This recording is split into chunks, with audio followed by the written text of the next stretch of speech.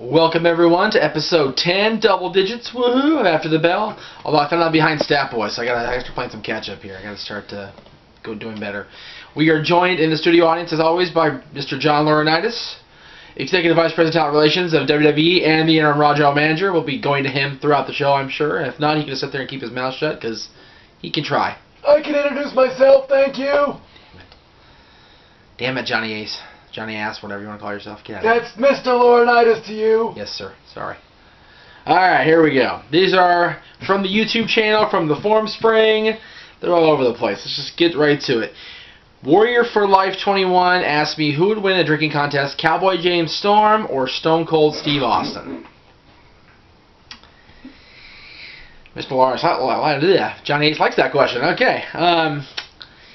That is a very good question, and it really would depend on when you caught the guys at the particular one. Because if you catch Stone Cold in his prime against Cowboy James Storm, you gotta go with Stone Cold. But, you know, Stone Cold's getting a little older, he's getting on in years, his liver can't take the kind of damage that he was putting in there every Monday and Thursday night, so Cowboy James Storm could take it now. Honestly, I think if you put them in a room right now, it'd be a draw because they'd both be so sloshed they couldn't stand up. That's my opinion. This is from 81 to Phoenix. How'd you get into the wrestling business, and what advice would you give to someone who wants to work as a non-wrestling capacity, manager, commentator, ring announcer, etc.? It is all Gary Yap's fault at the end of the day. If you really want to blame somebody, blame Aaron Rift. Because Aaron Rift and his best friend from high school, Mike Nagel, brought me in to do Extreme Mayhem, the audio show. That evolved into XMV, the video show, which turned into Ringside Insanity with Jade, which then turned into Talk Wrestling for 4 years, which came to this, and Dad's, and my appearances on Renegade and Stat Boy, and all the other shows we do on this channel.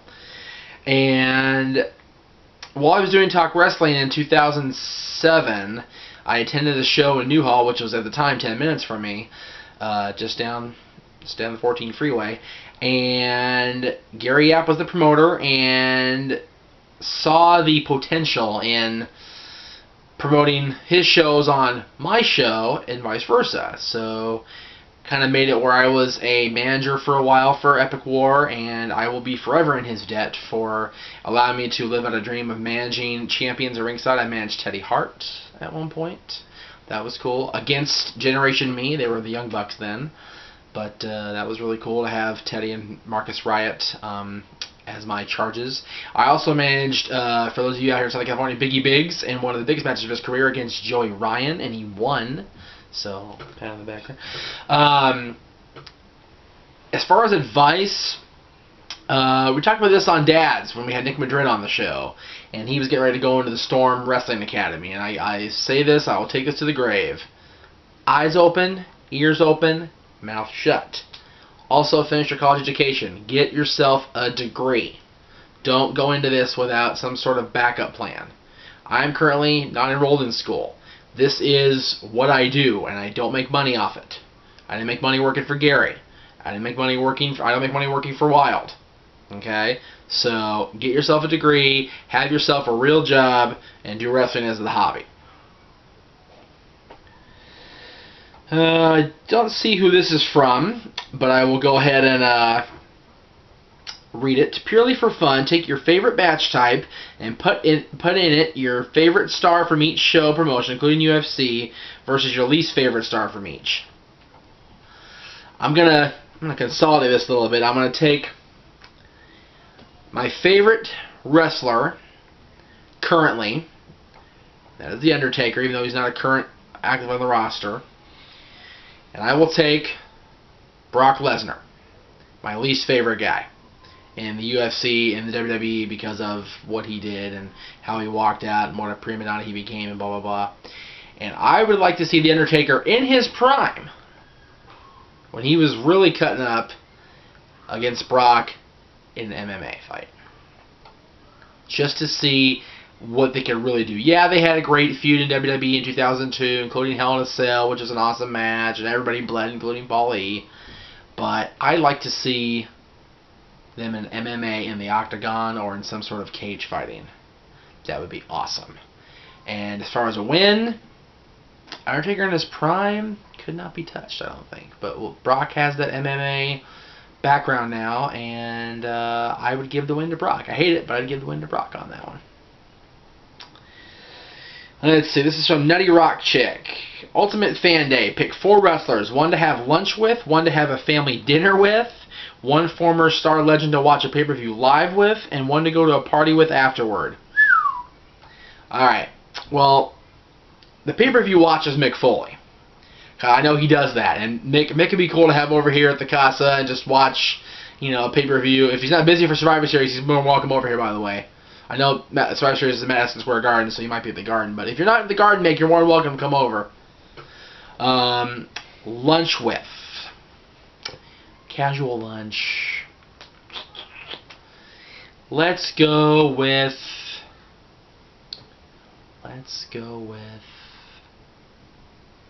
Damn, that's a big choice.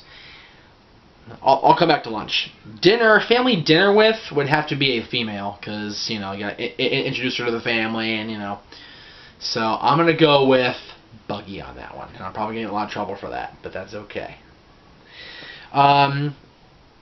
Lunch with... skip the lunch, whatever. The party with afterward... Honestly, it sounds dorkish. I'm going to get major heat from the guy behind the camera for this, but Cena. Because Cena, I've seen him in his party pictures. The boy can party. The boy can hang with the best of them. So John Cena and his particular posse. Let's bring that out there right now. The true C Nation. Not these idiot kids that are, wetting themselves over his latest shirt of the day. Although his shirt from Sunday was badass. I will give him that. What's the matter? You can't sit at my lunch table? There we go. All a bunch of John Laurinaitis. There we go. And I'll just sit there and constantly ask the same question. Why? Why are you in the business? Why did Mrs. Baba love you so much that she got pissed at Mick Foley for breaking your damn arm? What do you offer? You were a goddamn valet for the Bushwhackers. And you were a dynamic dude. Bat phone. Batman.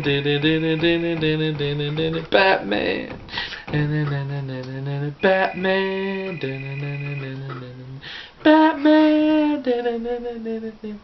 Batman. Come on, Commissioner Gordon, answer the phone over there. It's still ringing in here. It doesn't help if you stop it out there, Commissioner Gordon. I see the whole Batman song. You missed it, Laurinaitis. You missed it. All right. Do you think TNA should bring back the 6-sided ring? This is from Enid Sean 32 CSM. No. It was cool for what it was, and having you put one of those together, it was a bitch to put together. But I think the novelty had worn off by the time Hulk and Eric Bischoff took it away. I don't think it was that, innovative. It was cool looking. It was a very unique style of ring.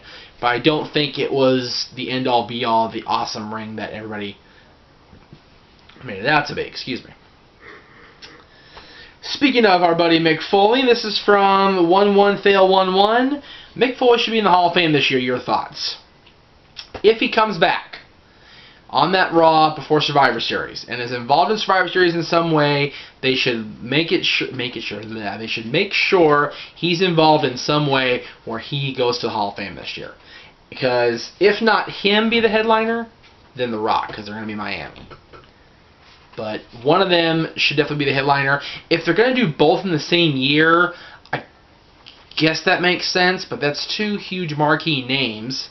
Yeah, having The Rock and Socko in together would be cool, but that kind of lessens Foley's magnitude as far as the star power compared to The Rock, which is never a good thing. Alright, that's from YouTube. On to the form spring. Here we go. Let's see. You said in the last After the Bell you like the horror genre. Have you ever read the Necroscope series of books? If you haven't, you should definitely give them a try. It's some of the best writing I've ever come across. That's from Alpha Crow 1. I have not even heard of that. And let me be straight. I'm not a huge horror fan as a rule. I don't know if I even said that, to be honest with you. I remember talking about the horror business, the horror movies. I do like certain horror franchises. I do like Freddy. I do like Jason. I do like, Chucky. I love Michael Myers. Not Austin Powers. But I don't like all horror movies. Matter of fact, some horror movies are just made at this point for gross out effect and for shock value, and they'll suck. It's a big reason why I wasn't too, damn, I'm missing Universal this year, because it's House of Thousand Corpses and the more recent, shock value ones. There was no real plug for Freddy or Jason or Michael or any other classic ones. Or even the Universal monsters, like Frankenstein, Dracula, Wolfman, all those guys. It was more of the shock value ones. So I was kind of okay. With the recent actions, what's going on in WWE right now, how bad do you think WWE will be by 2014 or even 2020? With TNA signing former WWE writers, do you think TNA will take more steps toward the right or wrong direction? That's from Coolio 1986, who is the whitest guy I've ever seen be Coolio in my life. I'm throwing it out there now, dude. You are white as heck. So, okay. WWE's current direction, if you'd asked me this when we started doing these shows on this channel, I'd have been like, dismal failure approaching. Abort mission. The last couple pay-per-views for WWE have been better. WrestleMania this year was awful. WrestleMania's been awful or not up to WrestleMania standards since 2004, in my opinion. People argue with me in my circle that, oh, they were live for the next year, so that was good. Dude, once Big Show took off that robe, from the moment that happened, WrestleMania has been subpar since. If they go the direction they're going now, they'll be okay. They seem to be realizing that the people don't want John shoved down their throats. He lost at the pay-per-view decisively. Yeah, Miz and Truth helped. Yeah, Alberto didn't get counted that one he should have. But it is what it is, and Alberto took the belt and walked it upside John Cena's head and won the 10 count, with the fans helping Alberto up. You noticed that last night. But that happened. TNA-wise, they've hired WWE writers. They've got Russo. They've had Ferrara. They've got a bunch of the WWE alumni producing and being agents and things like that. Lessening Hogan and Bischoff's influence would be better. But let's be honest, they're not going to do that. Bischoff's still going to have his hand in that cookie jar. Hogan is too. Russo is too. Russo's had that hand in the cookie jar for almost 10 years. I don't honestly know what TNA can do other than a complete overhaul and reboot.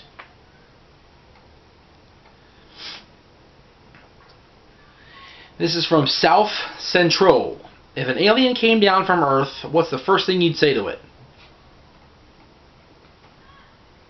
Here? Really? Here? It's like Disneyland. It's like right there, dude. What are you doing here? That's a bad answer, but I don't care. Alright, let's see here. With the recent passing of Raiders owner Al Davis, do you see the Oakland Raiders going to play in LA? Oh my god, no. They started up there. They moved here for the novelty of playing in Los Angeles. Didn't do diddly. And then moved back up there. There's no reason for them to come back. We don't need the Raiders or the Rams, because they left us too and they won the damn Super Bowl right after. Fuckers. Yeah, I know you're from Missouri. Whatever. That's your team. I don't give a shit. Who won yesterday? Who won yesterday? Cowboys. Cowboys won yesterday. I don't think the Raiders will come back here. I honestly don't really think there is a need for them to come back. I think they're doing just fine up there in the Bay Area. They're making money. The Raider Nation is strong everywhere. Every time we go to Hooters, we make sure we're out of there by 1 o'clock if the afternoon game features the Raiders, because we don't want to deal with those guys. They're crazy. We stayed there for the afternoon game the first time. God, Raider fans are psycho. No, stay up there. This is from my multi-question asking friend Twinkleman. What's your favorite t-shirt? This one right here. I don't know if you can see this or not. Is it coming pretty good on the shot, Jay? Yeah? This is a parody on Facebook. It says, your face with a thumbs down, 3 million people dislike this. This is the greatest shirt ever written and ever produced, except for the Jeff Foxworthy, good lord, Jeff Dunham shirt that has Ahmed's head right here. Silence! I kill! K-E-L-U. Those two are my favorite, but this one tops it. This is the greatest shirt ever invented. Everybody should have this shirt for a person they don't like. Personally, this shirt is directed toward John Laurinaitis today. Just for today. Tomorrow it could be somebody else. Twinkle Man. Music video for Betty White's I'm Still Hot. Funny or fail? Seriously? Have either of you seen this? Okay. I don't want to know. But anything with Betty White is bound to be funny, but a music video about I'm Still Hot, not sure about that one. That one kind of scares me. Sculpture made from 10,000 flip-flops. Wonderful or wasteful? Not necessarily wonderful, but definitely not wasteful. I mean, think about how many people buy or procure flip-flops over the course of a year, especially during the summertime. They wear them out for 3 months, and then they get rid of them somewhere. They throw them in the trash, they send them to the Goodwill, whatever. That's pretty friggin' awesome. They can take a sculpture made of flip-flops and make it, make it art. I think that's funny. Not wasteful, but I haven't seen it, so definitely not wonderful. Another Twinkle Man question. When I say food, what comes to your mind? Lasagna. I am the Garfield of this group. You know why? Because I'm the ginger, and I like lasagna. That is the best food ever.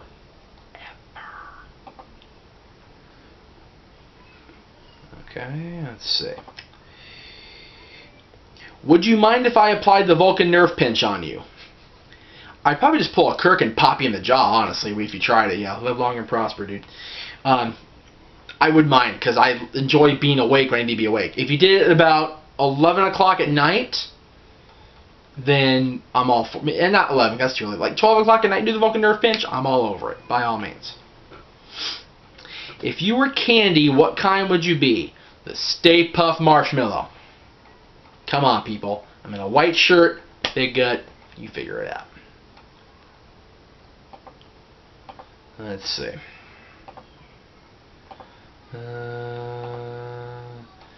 Who or what makes you see dreams?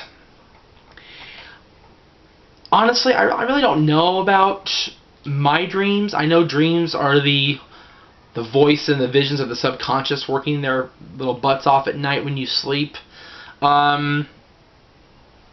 know I woke up at 7 o'clock this morning and I ended up daydreaming about this random television actress. I forget her name now, but I was daydreaming about her. Next thing I know, I got Jay yelling at me at 7:15. Get up, dude, we gotta go. Alright. So I just dozed off, and there she was. I forget the name. If I remember the name, I'll tell you all next time, I promise. Promise.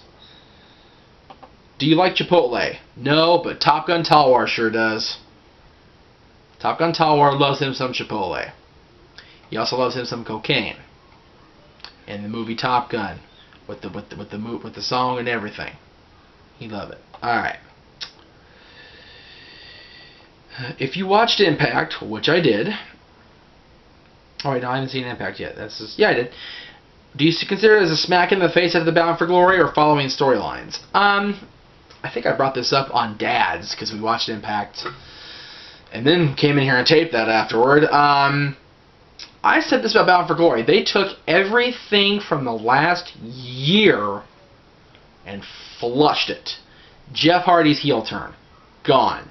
Hogan's heel turn, gone. The strength of Immortal, gone.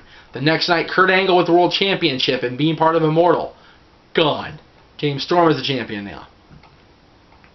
The highest rated segment on Impact was the Knockouts tag match. Tara and Brooke against Angelina and Winter. That shows me that A, they want to see the Knockouts, and B, the rest of the show really didn't amount to jack shit. There you go. This is not for me. Wrong person. Is a 25% tip too much? This will be the last question, by the way.